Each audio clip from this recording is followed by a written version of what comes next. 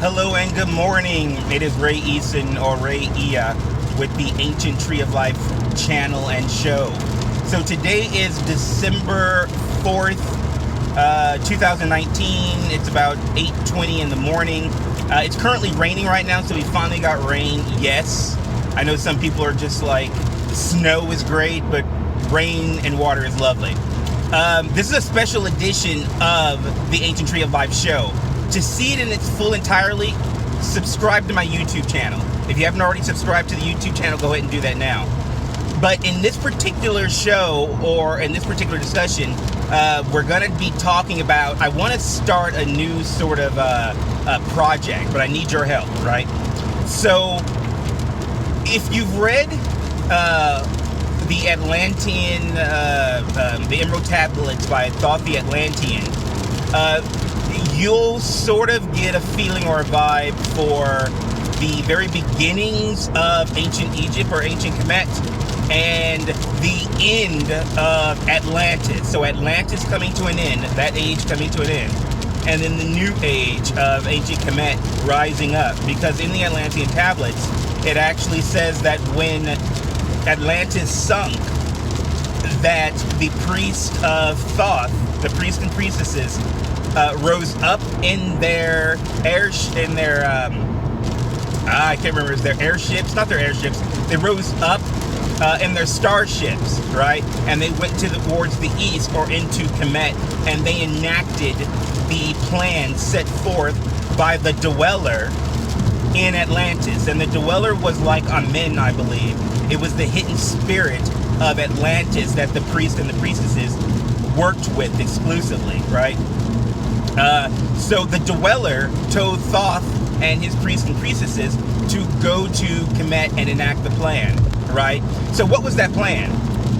Well, if you read about what they actually did, Thoth and his priests, they rose the little people of Kemet, the hairy barbs, as they say, rose them up, and then showed them basically all the things that they knew, right? So that information, that knowledge that transferred from ancient Atlantis went into Kemet, right? And so it talks about how Thoth, he would be reborn, he would live and he would die, right? For an age at a time, right? And it also talks about how he dwelt with the children of light, right? So let's go back to when Thoth talks about dying and being reborn. Okay, he talks about going into the Earth triangle, or the Earth pole, right? I believe it was called the Earth triangle or something like that, right? So it means that he went into the pyramid of Giza, most likely, which is called that particular area, I believe, is called the necropolis. And he went into the pyramid, and that's where they did all this great work, right? All this great spiritual death and rebirth. And there's so much linked to this particular area of Kemet, right? Even how it's the pyramids, the three pyramids, are pointing up and targeted at or aligned with the three stars in Osiris's belt, right? And the three stars, that's a great little story or tale that we'll talk about later. But the three stars in the sky are akin to those, when they line up, when the three great wise stars, right? The wise stars, when they were lined up, it heralded the rebirth of the pharaoh, or of the king, or of whoever, right? So that's really what those pyramids are set up to do. Their houses are a housing for the rebirth of the pharaoh, or whatever energy is going to manifest here on earth, right? And where's that energy coming from?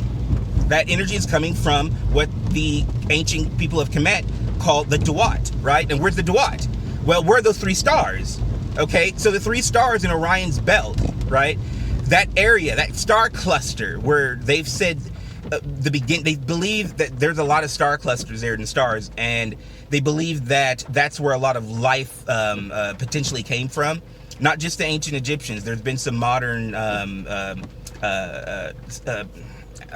astronomy scientists that have sort of deduced this as well. So the ancient Egyptians, and they probably got this from the ancient Atlanteans, realized that in the actual star cluster up there, there was the potentiality for life. And they used the pyramids in order to align either a time frame or align the energy to allow the rebirth of their dead god, or of their god, here on the planet. And this gives a little bit of rhyme and reason into how these civilizations lasted so long. I mean, you have ancient Khem, like 10, 15, 20,000 plus years, right? The Atlanteans, they were longer than that. So how are they able to sustain so long when modern day history, we have no real cultures that have been around that long, right? They've all either been annihilated or destroyed, or except for, I think, like some in the East, right? The Chinese, I believe. I could be wrong. But it's because they believed in this renewal of life, and this rebirth, and the redescending of their king, or of their the ancient ancestor, or the shepherd of their flock, right?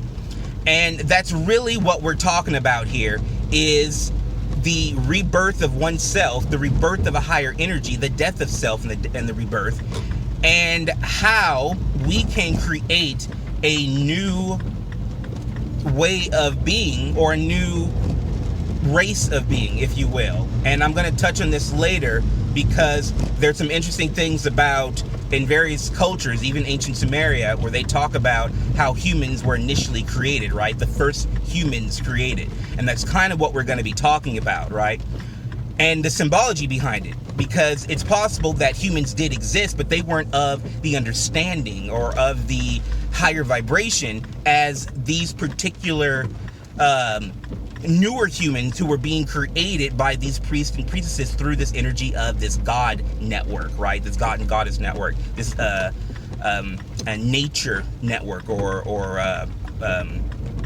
essentially, yeah, because the Egyptians felt that the nature, or the netjer, was the understanding behind the reality that we're in. So thanks for watching, you guys. Subscribe to the channel, follow me on YouTube and Instagram, and if you have any questions, go ahead and contact me. My name is Ray Ia with the Ancient Tree of Life channel. Thanks for watching. You guys have a great day. Take it easy. Bye.